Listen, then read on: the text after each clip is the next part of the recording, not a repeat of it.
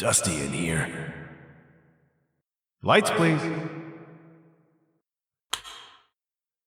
Hello, little studio. Did you miss me?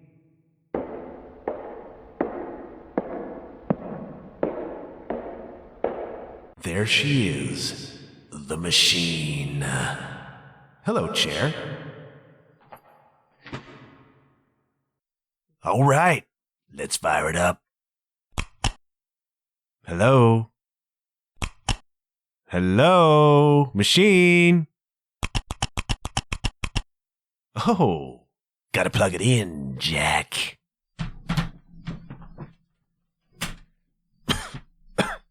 God. All right, here we go.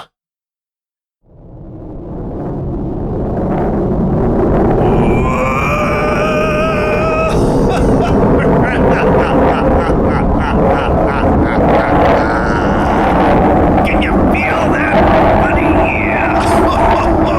Wow. Forgot how much torque we had there. Woo!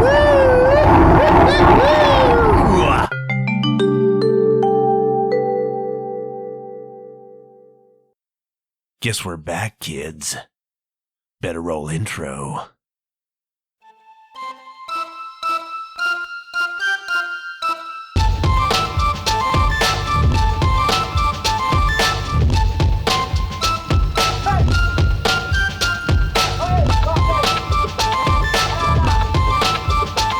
Hello, you're listening to the John Huff Podcast. Oh, yay. You could have just done a petition, you know. Seriously, I ended the show in February because, thinking, okay, we're done here, we did good, everybody can move on, and then what immediately happens? We got Will Smith slapping down Chris Rock live on international television. We got Dave Chappelle getting attacked on stage. We got all of the crazy Roe versus Wade madness happening down in the States. We got Taylor Hawkins dying. We got my very first favorite hockey player, Guy Lafleur, dying. Oh, and a war breaks out. And now we got the monkeypox. Could have just done a petition, kids. We, the undersigned, want Huff to make more episodes. That's all it would have taken. I'm a man of the people, you know? I will listen when the winds blow. Like Quimby said, if that's the way the winds are blowing, let it not be said that I do not also blow. If you wanted more episodes, all you had to do was a little petition. Even just send me a note. Send me a fax, you know what I mean? And say, hey man, we missed your program.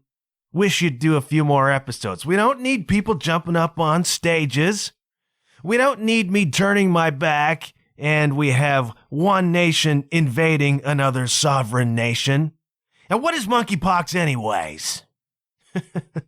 This is difficult, man.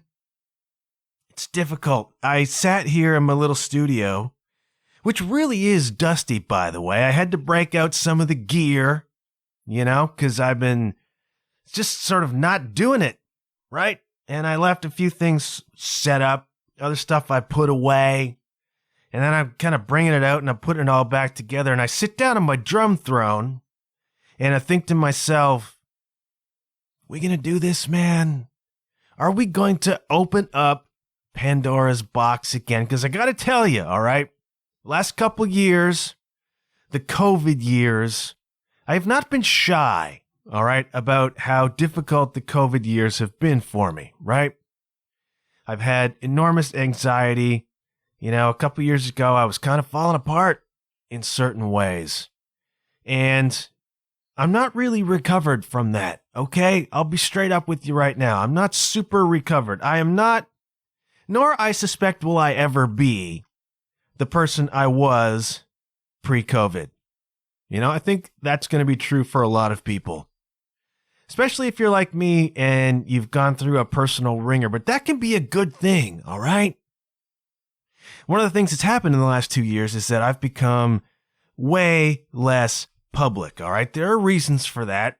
Some of it's just to do with simple anxiety, and some of it is just a pull I felt to withdraw a little bit, put up some boundaries, marinate just a little bit. And what happens is that forces you to start thinking. And up to a point, that can be really good.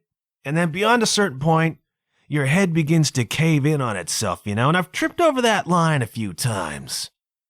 But I've spent the last couple of years in a real tug of war with myself, war being the operative word there, about being public, about not being public, about what is ego and what isn't ego, about what is a useful contribution and what is not a useful contribution, about what I'm supposed to be doing, I still don't have a good answer to that.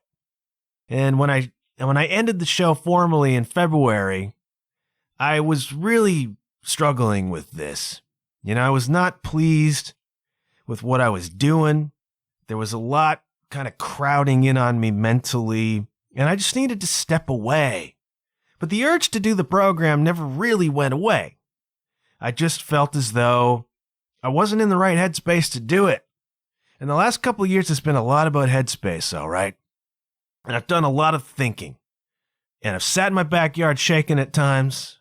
And I've just been thinking about what I'm doing, how I'm living, how I've been living, the good things, the bad things.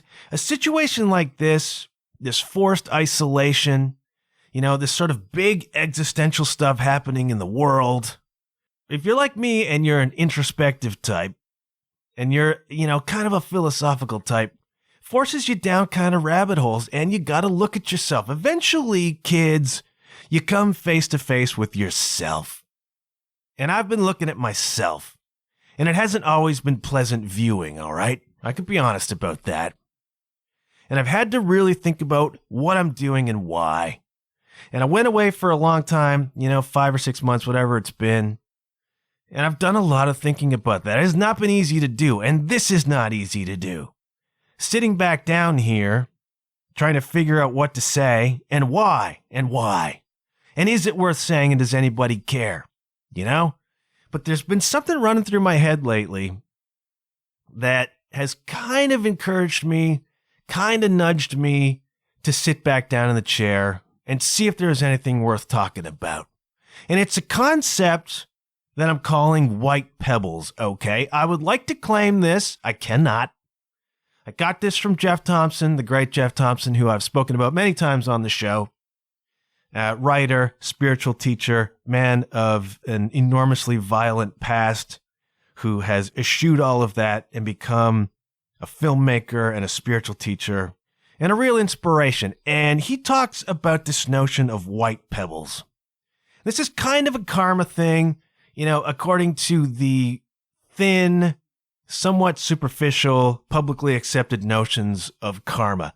Very simple concept. Picture in front of you like balancing scales, like Libra. I'm a Libra.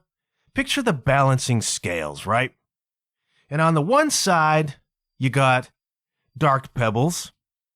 And on the other side, you got white or light pebbles. You don't have to think of it in terms of black and white. It could be green pebbles, go. Red pebbles, stop. They can be stripes, they can be marbles, they can be whatever you want. Something of equal weight, all right? And depending on which side you're piling up, the balance tilts one way or the other. This is rudimental karma, all right? What are you putting into the world? Is it dark pebbles? Is it light pebbles? Is it red pebbles? Is it green pebbles? And I had to sit and think, how can I put more white pebbles into the world? This seems to me a worthy pursuit. Simply putting good things into the world, right? Over the past couple of years, we've seen a lot of darkness, my friends. We continue to see it. We got gas prices over $2 a liter. My European fans, listeners out there, fans is totally the wrong word. My European listeners are like making a face right now like, dude, Our gas has been more expensive than that for a long dang time, all right? Cry us a river. High gas prices, high inflation. We got this crazy COVID thing still happening. We got a lot of negative news. We do legitimately have wars. And we have darkness kind of everywhere, man. And it's very easy to be overwhelmed by the darkness. I have been repeatedly over the past couple of years, And I've struggled at times with the darkness because the darkness seems to get so promoted. It's all over the freaking news. And when I've had my real episodes, they've been tied to me watching dark stuff on the news, Something you got to be very, very careful about, man. The information you take in is nourishment. You are what you eat. That includes what you take in, what you listen to, what you talk about. I've been guilty in the past of taking in and releasing dark stuff. It's a thing that I perpetually work on, And so I thought to myself, the only thing you can do really is try to put more white pebbles in your scale, try to put more positive things into the world, And I've been thinking about how can I do that? I don't want to be a super public person. This whole COVID thing has really made me kind of withdraw, and I still am reckoning with that. But it's like, what have I got? I have this impulse still to make a podcast for whatever reason.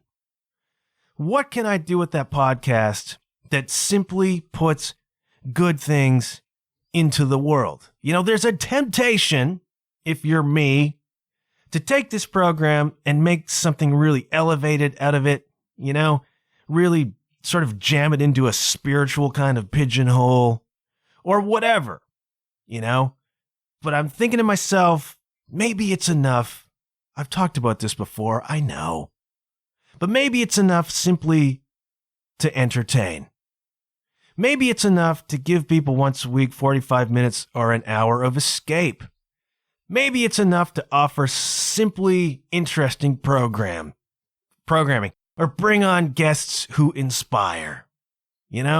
Maybe my little contribution, my weekly white pebbles, can simply be a friendly voice for the listening public amidst a world of angry, hollering, dark voices. And maybe that can be good for me too, because it re-engages me with real reality.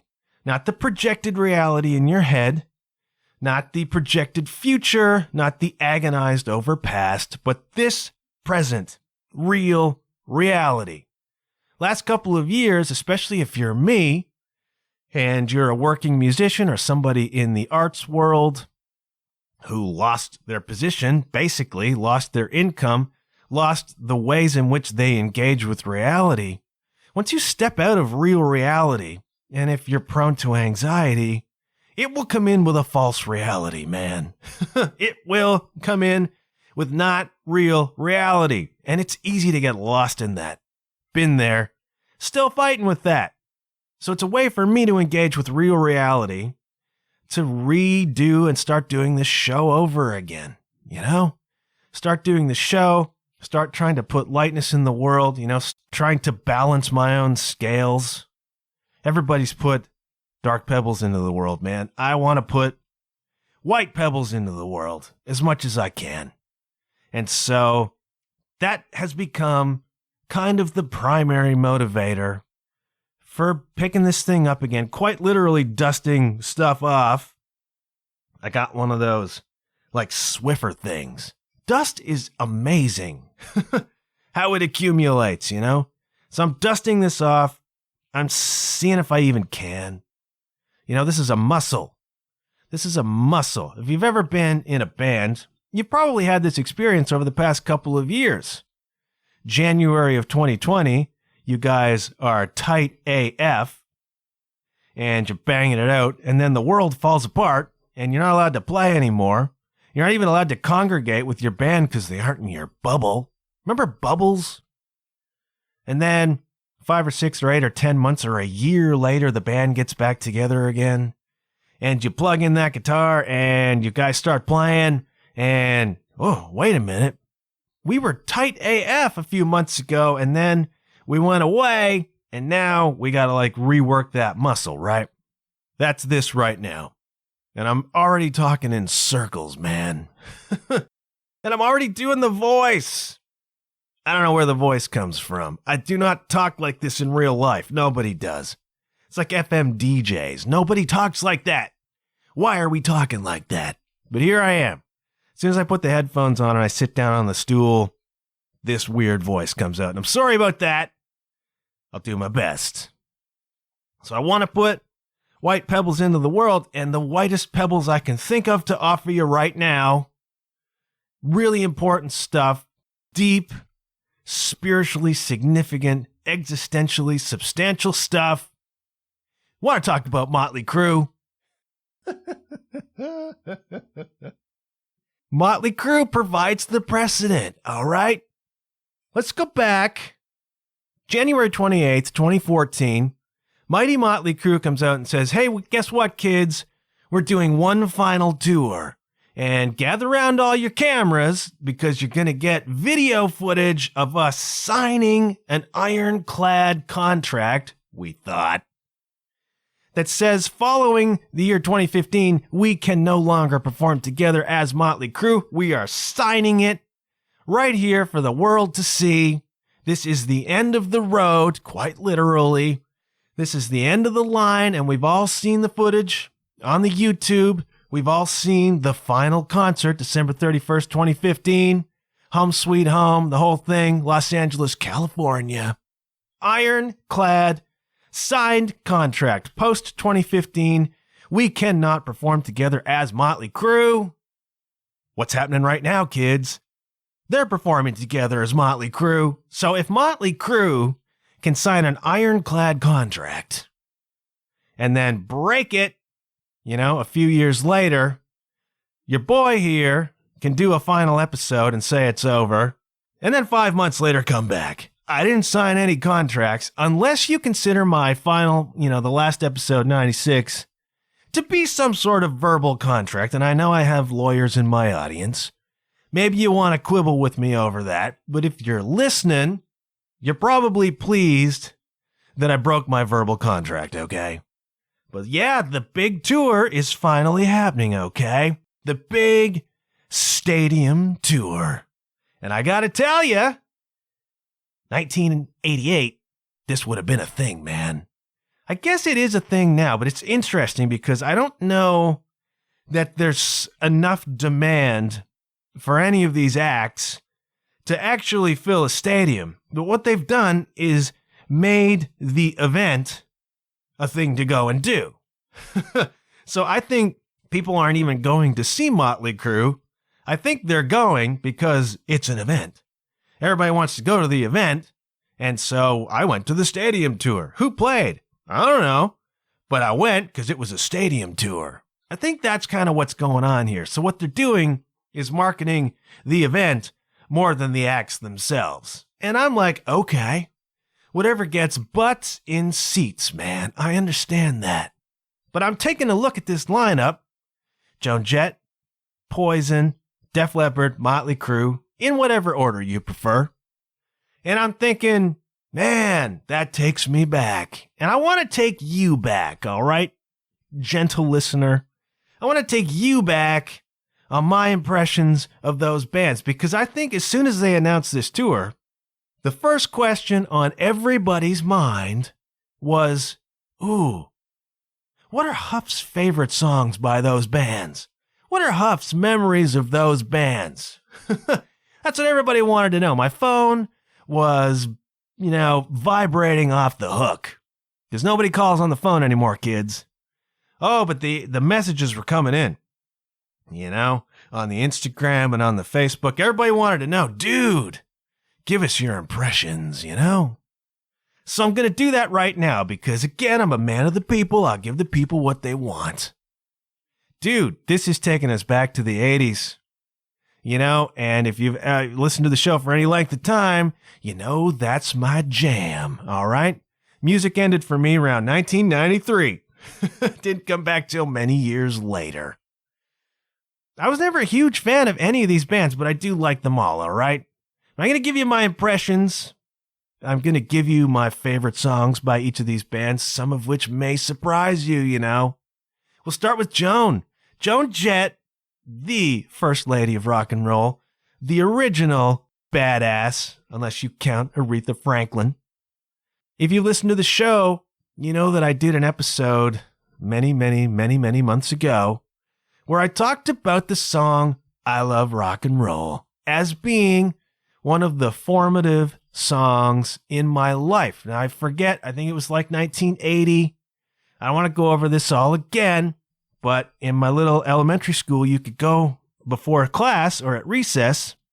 In the library, they had these cassette decks set up. Like big things, weighed 40, 50 pounds, you know what I mean? Cassette decks back in the day. And you could put on the cassette and you could put on the headphones, very cool.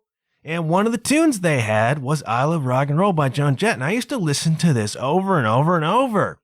I'm like 7 years old, never heard a sound like this before, and I dug it, man. And I still dig Joan Jett. I think she's great. I think she's a badass. I have covered Crimson and Clover, the Joan Jett version of Crimson and Clover. I've covered Bad Reputation. Hearts used to play Bad Reputation with Jen singing. We would rip the cover off that, man. It was rock and or roll. Really dig Joan Jett, man. And I think she's great. I love the video for I Love Rock and Roll because this chick's just going to kick the door off its hinges and take home whoever she wants, man. Put another dime in the jukebox. I have such a nostalgic, warm, and happy feeling about I Love Rock and Roll, and I really dig Joan Jett. I've never seen any of these bands live. Does that shock you? Does that surprise you? Shouldn't. Back in the day, I was still so, locked in the Christian world that I didn't go to shows by these bands, and I missed them. I missed them at peak. And I'm kind of disappointed in that, but what you gonna do, man? You can't go back and change anything. Never seen Joan Jett live.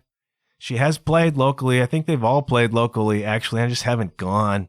And, again, I like to see bands at peak. I'm a little bit reluctant to go and see bands past peak. Although apparently Vince Neil's got himself in shape again. Kind of out of nowhere, because a few months ago, all you saw online was videos of Vince really struggling to get around the stage, really struggling to sing. But then in the past couple of weeks, it's popped up like, I don't know, did they Photoshop him or is that legit? Like apparently Vince has got himself in shape. So maybe, the show will be closer to peak than it might have been otherwise. I don't know. Anyways, never seen Joan, but I love Joan Jett, and I Love Rock and Roll is my favorite Joan Jett song. But she's got a bunch of great ones. She's really super duper cool, and I dig Joan. A lot of people are not pleased that Joan is opening this tour. A lot of people thought it should be Tesla, and I can get behind that. I dig the Tesla, man. Some people thought it should have been the Tom Kiefer Band. I can get behind that, too. Some people thought if they're going to have a girl, it should be Lita Ford. Okay. Man, I'm thinking if you insist on having a girl group, why not Vixen, man? Vixen's still out there. Roxy Petrucci, killing it on the drums. I follow Roxy on the Instagram, crushing it. Vixen would have been good. They chose Joan Jett, all right. I'm down with Joan. She's great. I love rock and roll. I assume Poison is next up on the show. And I have many happy memories of Poison, to be perfectly honest. I remember when Look What the Cat Dragged In came out. My buddy Jay, who is regularly referenced on this program, was always on the cutting edge. Jay was reading like Hit Parader and Metal Edge and all that fun stuff. And he popped up showing us the cover art to Look What the Cat Dragged In. And the conclusion was, man, these guys would be hot chicks. And it's true, all right? go take a look at the cover of Look What the Cat Dragged In. A lot of makeup happening there, kids. A lot of makeup. A lot of hairspray.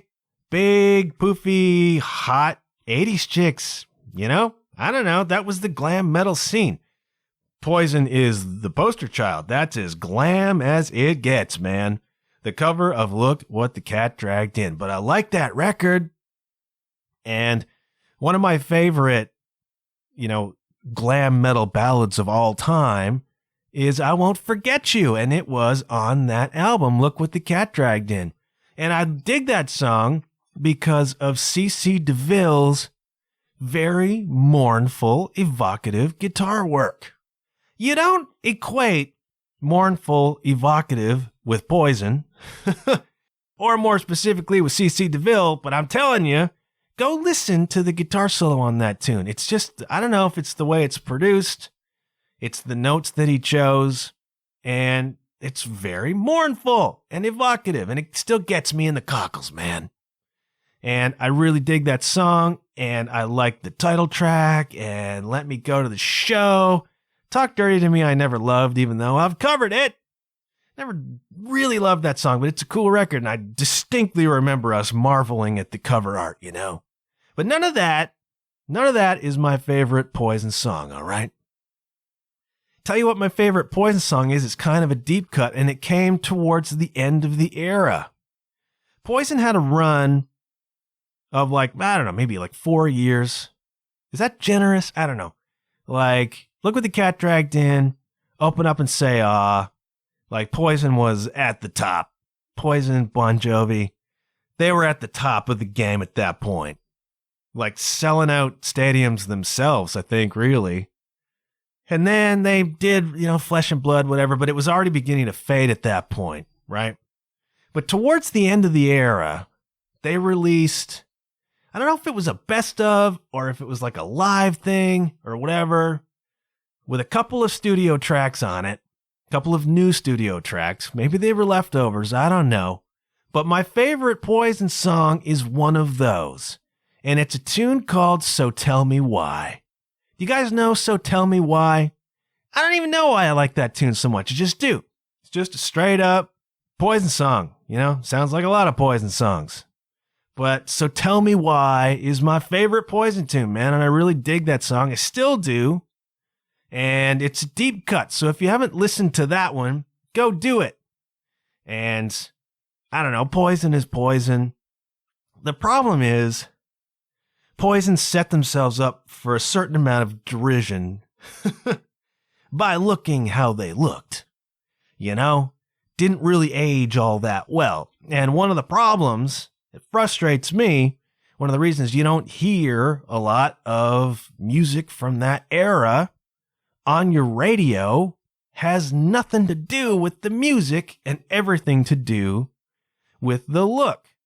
And Poison was carrying the flag of that look, man, it must be said. And that's okay, whatever. I mean, they're about to go on a stadium tour, and I'm not.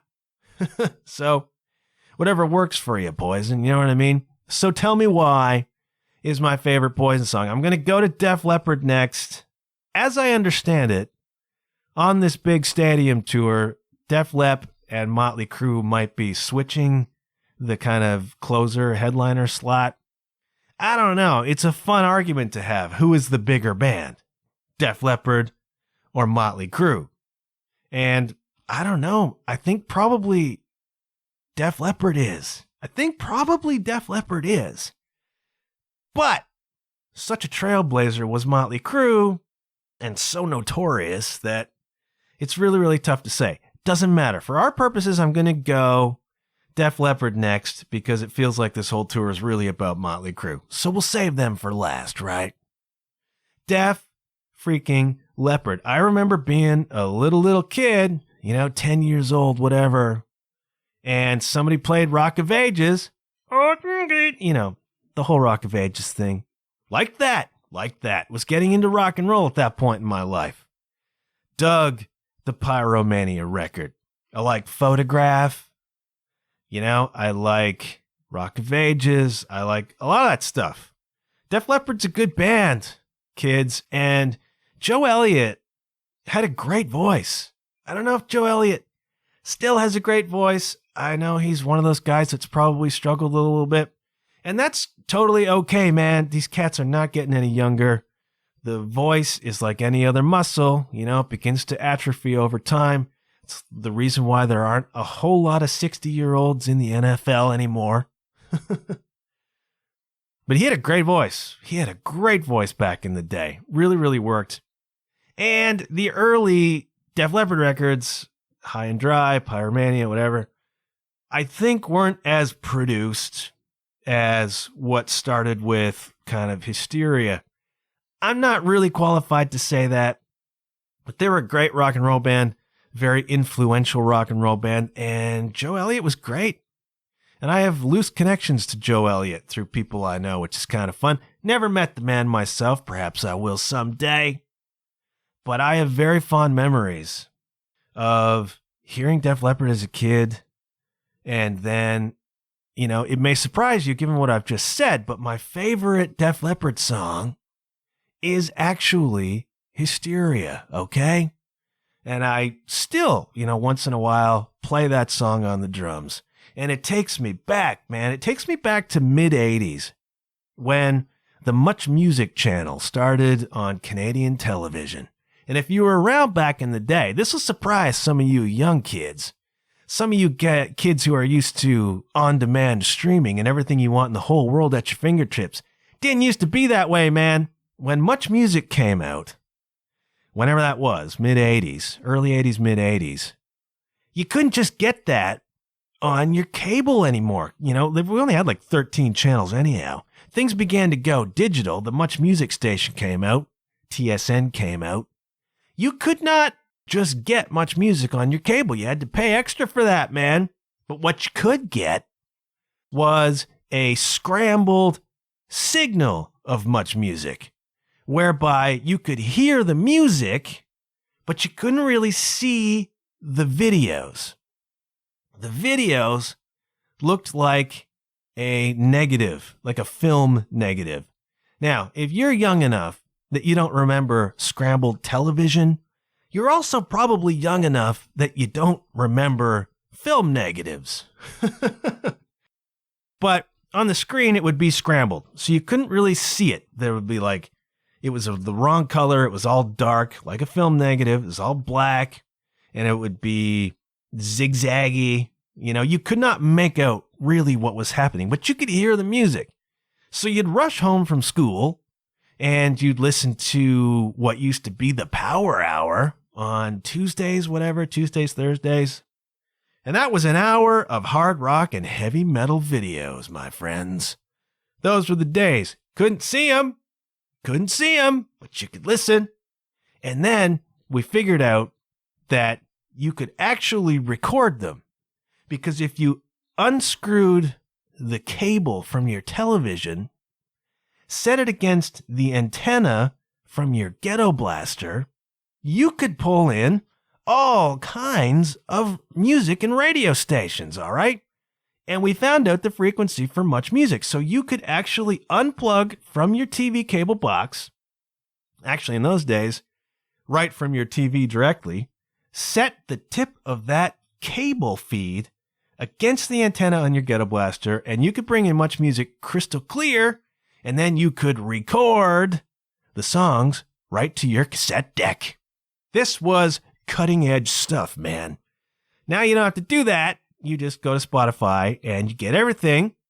And Daniel Ek gets billions of dollars and the artists get bupkis. Yay! Yay, progress. So that's what we did back in the day. Couldn't see the video, but we would record it or just listen to it.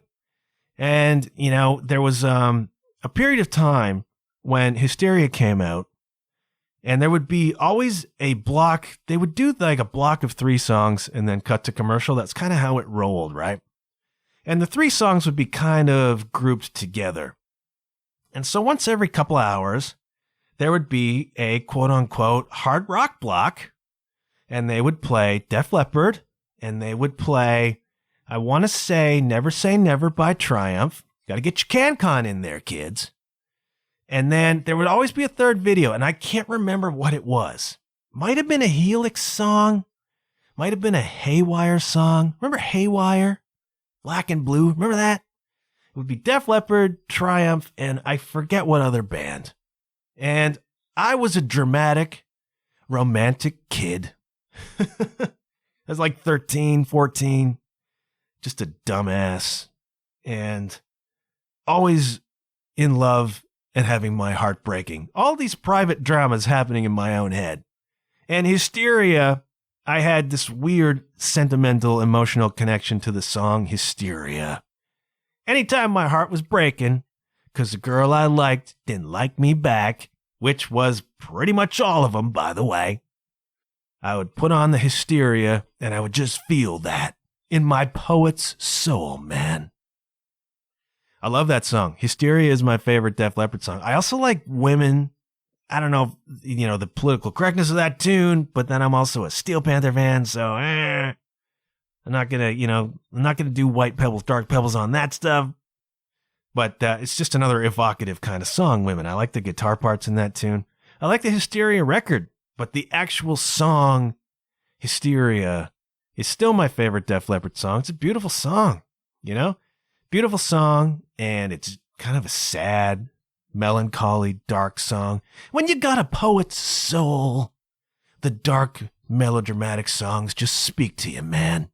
And so I spent many a day walking the halls of my high school as a dumbass with Hysteria on my headphones, or going home, and late at night being, 11:15, seeing that tune, the video, Scrambled, Come On the Much Music, and feeling all weepy and melancholy with Def Leppard, Still do that. Still play that song. Still really like it. Like the Def Leppard. Have never seen them and probably should, but I doubt it'll be at a stadium show. And that brings us to the Motley Crue.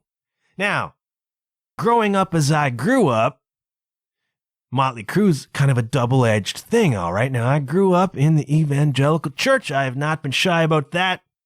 Talked a little bit about what that meant, and particularly in the 80s, what the chaos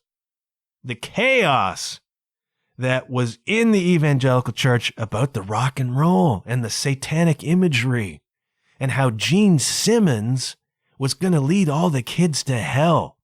Gene Simmons, everybody. Danger. Stranger danger. Motley Crue was the next wave of that, all right? The early days, the kind of flag bearers for Satan were Kiss and AC/DC, really. And then Motley Crue came along, and whoa, they had pentagrams, and I make up like football players. Wow, what's going on here? These guys are evil. So I wasn't allowed to listen to Motley Crue. I wasn't allowed to be associated with Motley Crue as an evangelical kid. But if you're a rebel, what better band to be drawn to than Motley Crue, right? I never had much chance to listen to them. I had a small clip. I gave my buddy a cassette tape to dub for me the first Barren Cross record. I think. Rock for the King. Okay. This is Christian metal, and Barren Cross wound up being a really good band, but one of the issues, particularly in the early days of Christian metal, is that the lyrics were somewhat lacking on the poetry scale, okay? Rock for the King was the first Barren Cross record. Fair enough. It was what it was. I don't know if I gave it to my buddy to dub it, and he started like 30 seconds late on the cassette, and what had been on it previously was Motley Crue's Theater of Pain album, because I distinctly remember about 30 seconds-ish of City Boy Blues by Motley Crue. I don't know if it was I had dubbed over that, or if my buddy had borrowed my Barren Cross dub and accidentally dubbed 30 seconds of Motley Crue over top of it, but it was kind of my exposure to Motley Crue. Now, in defense of Barren Cross, they eventually got signed to Enigma Records. They released 2 critically acclaimed and pretty great albums, actually, Atomic Arena and State of Control, on that label. They were not nearly as goofy as Rock for the King, all right? They were good records by a good band, okay? Go check that out if you want to go super deep on 80s glam bands you've never heard of, all right? Barren Cross. They were equated, as all Christian metal bands were, basically. Back in the day, they always had a secular equivalent to point you to. So you had some idea what you were getting into, right? So Saint, for example, was supposed to be, Christ's answer to Judas Priest. Because the singer sounded a little bit like Rob Halford. Now, I love me some Saint, all right? I've talked about Saint on this show before. Time's End. Great heavy metal record, okay? And there was Ex-Sinner, who sounded like AC/DC, and there was whatever, and they said that Barren Cross sounded like Iron Maiden, which they didn't, but the singer, Mike Lee, sounded a bit like Bruce Dickinson, so that became the equation, right? Well, he sounds like Bruce Dickinson, so Barren Cross sounds like they're like Iron Maiden. If you like Iron Maiden, you like Barren Cross. I'm guessing if you like Iron Maiden, you probably don't like Barren Cross because they were more of a glam metal situation. Heavy, but more of a glam thing, and nobody sounds like Iron Maiden, okay? You can't make that comparison. There is no equivalency. It's just a sound that nobody else has. That's a digression, all right? Somehow or other, 30 Seconds of City Boy Blues wound up on my Barren Cross tape. That was my early exposure to Motley Crue, all right? Then there was Smoking in the Boys' Room, right? And you'd watch the Home Sweet Home video. Home Sweet Home. I don't know if Home Sweet Home started the genre of band on the road videos. I don't know if it started it, but it probably popularized it. So you've got this ballad, and the song is about, I guess, being on the road and wanting to get home. Funny thing, you might want to get home when you're on the road, but for most musicians who spend their life on the road, you're home for about 2 weeks before you can't wait to get back on the road again, So, but there's like this, you're supposed to feel bad for the band. So there's all this footage of, the band playing shows and the band on the bus and the band backstage. Now, Motley Crue's case, it's a party all the time. Gotta feed that image, kids, right? So the backstage Motley Crue footage is all like, woo! But there were a lot of road videos. A lot of road videos. And what you get is, the lead singer on the tour bus with his head kind of against the glass, looking out the window, missing his lady. Or they'd be backstage and they'd be just collapsed with fatigue, They're like James Brown, just giving it all every night and away from home and missing everything. And we're not going to talk about all the groupies and the blow and the money. You know what I mean? It's all just sad, out to these poor guys backstage collapsing. Maybe it was like that for some of them. Yeah, because I think even at the highest level, a lot of these cats didn't make a lot of money. I think the record labels did, and the bands didn't. But there was this whole genre of road video. Wrote a little poem about it. If you're really stuck for something to do, you can go onto my Instagram, JW_Huff, and scroll down a couple of lines, not far, because I hardly ever post anything on there anymore. And there's a picture of something. I did a few tour poems in lieu of a tour blog when I was in Europe last fall. I did a few tour poems, and one of them was kind of about these road videos where you're supposed to feel sad for the band because they're out there working 24/7 and they're away from home. And you're supposed to ignore all the really cool stuff that comes from working 24/7 on the road. But I saw the video. I wanted to be that. I wanted to be a rock star. And then Wild Side came along and girls. I was getting a little bit older. I was sneaking some contraband into the house, opening up hell mouths in my basement to allow the Motley Crue and Culture Club records in. Evil, evil stuff, man. I never got super duper huge into Motley Crue, but I do appreciate Motley Crue's place in the pantheon. I do appreciate Motley Crue's status on the strip, you know? There's a lot of bands that came after that probably owe their existence in some ways, or perhaps at least their success or their genre, to Motley Crue, all right? And I'll say this, I watched the Dirt movie and thought it was just okay. The real deal is the Dirt book, all right? If you have not read the Dirt is great. I read it on the road, on the rails, actually. 6 or 7 years ago, I went across the country on the Via train as a performer with Carly Thomas. Someday maybe I'll tell some of those stories. I probably have already some of them.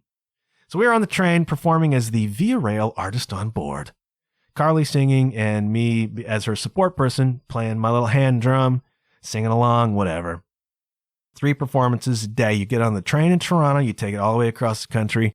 We jumped off. We did 6 weeks of touring. Doesn't matter. What matters is that I had a lot of downtime riding the rails with no interwebs. And so I read the Dirt, and it was fascinating. The Dirt is cool because it's not a narrative presentation of the band's story. It's just like they'll cut to, here's a passage from Mick Mars about a thing. Here's Vince Neil talking about the thing. Here's what Nicky says. And it's just a lot of quotes, and it's not a linear, it is linear, but it's not a traditional narrative structure. It's the voices of everybody talking about what happened. And it's the same with any book converted to a movie, right? A movie's a couple hours. A movie script is maybe 90 or 100 pages. The Dirt's like 500 pages. There's a lot more that you can experience via the book. If you've not read the book, read the book, because the movie is an extraordinarily superficial account. The book is all the gory details, and I think Mick Mars is freaking great, by the way. That's the other thing about Motley Crue. I think Mick Mars is a very underrated guitar player, man. Mick Mars has a tone. Mick Mars has a vibe. He's got some super cool leads. He looks like a heavy metal artist. Like when they're talking about Motley Crue being from the devil, look no further than Mick Mars, man. But I love Mick Mars. I think he's freaking great. And I like his top hat. I always liked the top hat, man. I was never a huge Motley Crue fan. But that doesn't mean I don't have a favorite Motley Crue song. And do you know what it is, kids? Can you take a guess here, post-pandemic, with monkeypox and wars in Ukraine, at what your humble host's favorite Motley Crue song is? It's Dr. Feelgood, okay? Why is it Dr. Feelgood? I don't know, but that song feels good. I dig what Tommy was doing on the drums in that. Got a great groove, it's heavy, and it's just a great song. It's just a great song, you know? A lot of people will go back to Live Wire or Looks That Kill, some of that really older stuff, you know, the sort of stuff that launched Motley Crue. And I like some of that stuff too. For me, Dr. Feelgood is my favorite song. I do have a Motley Crue story. I've never seen them live, but I have seen them. So when they were doing, I don't know what, it would have been late 90s, I guess, mid 90s. Maybe they were going around on Generation Swine, I'm not sure, but they did like a record store appearance in Toronto someplace. Here's one for you nostalgia fans, and here's an eye-opener for the kids. A, there used to be record stores. Whoa!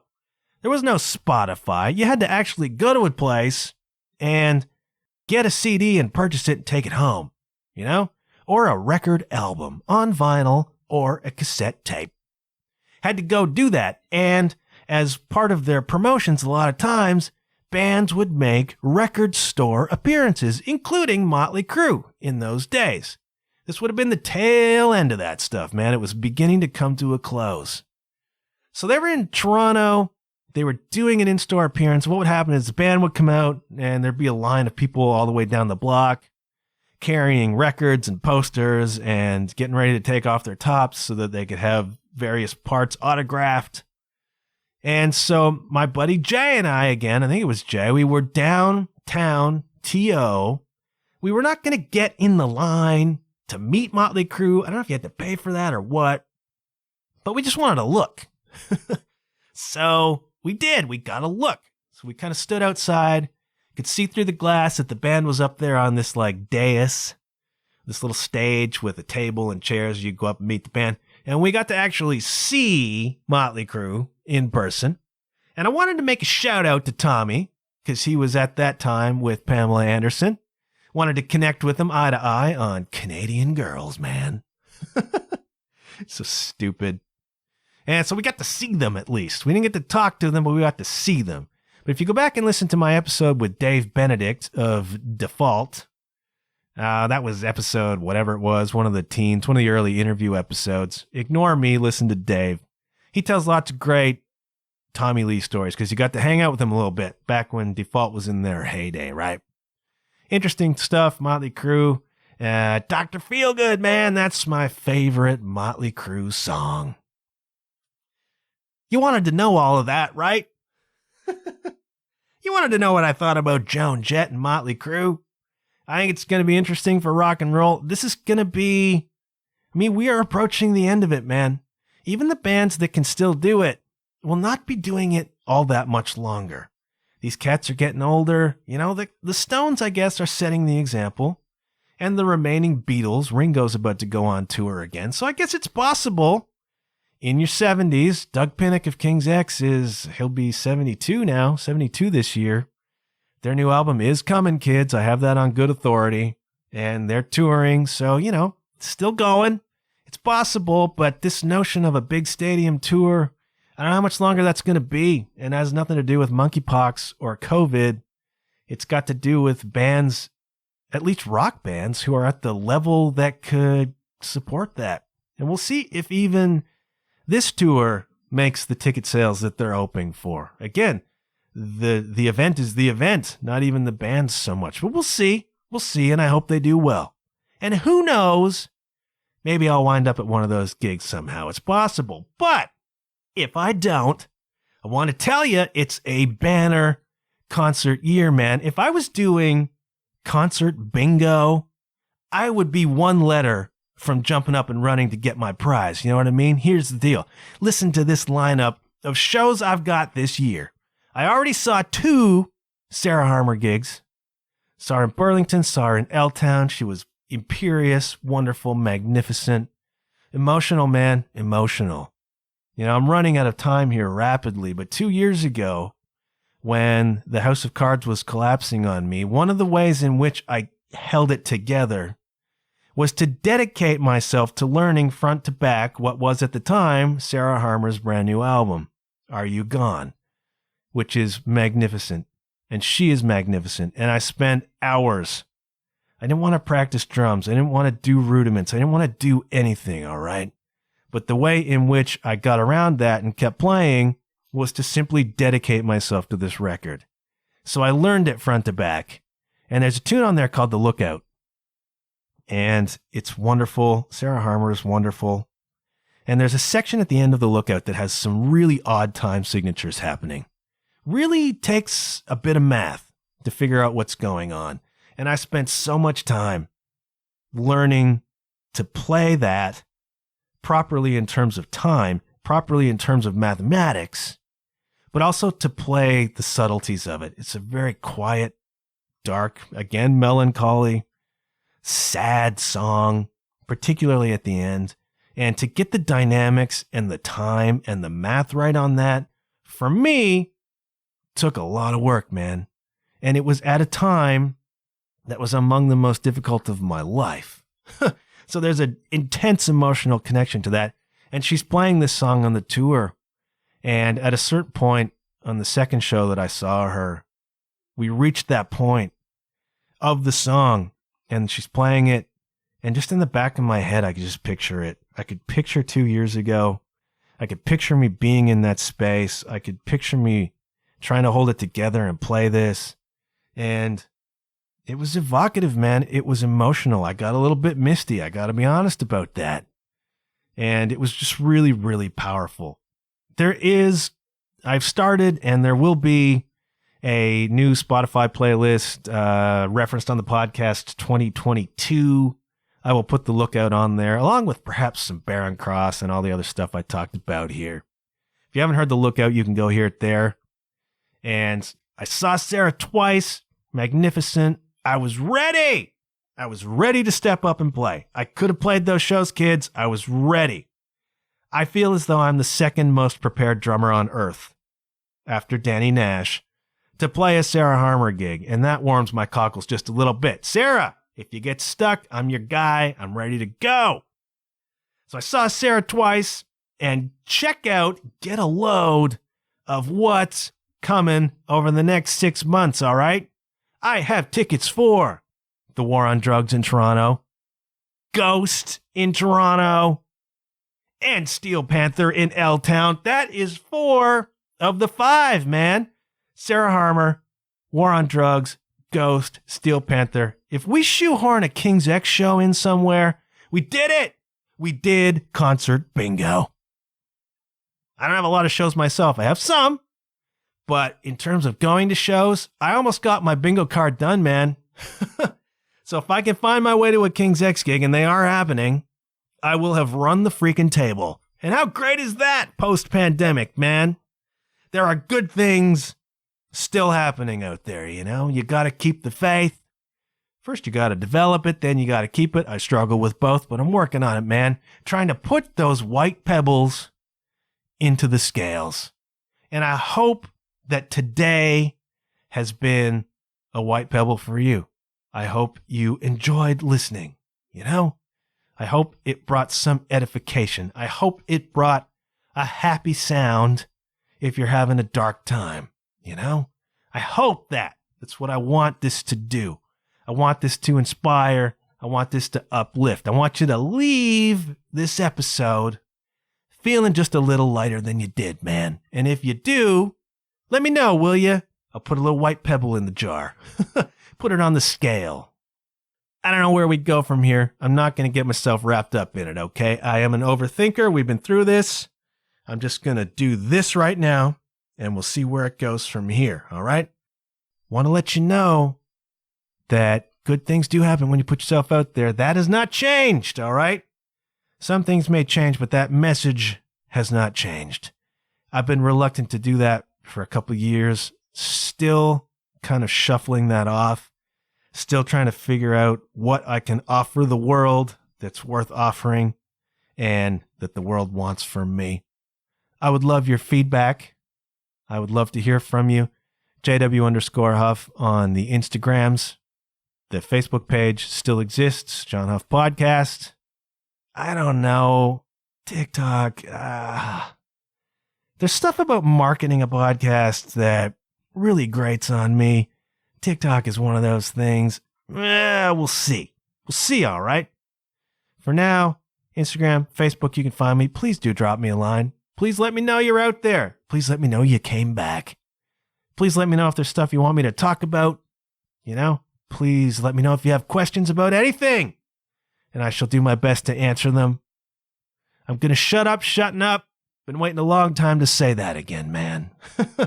It is compelling, at least, to be back. I'm going to go now. Thanks for being here. Hope you're well. Drop me a line. Please do leave me a rating and review. I'm going to keep asking you for that because it freaking helps, man. I appreciate your support. I hope you're well. Go listen to some great music and tell me what it is. And hey, I'll check you later. Yeah.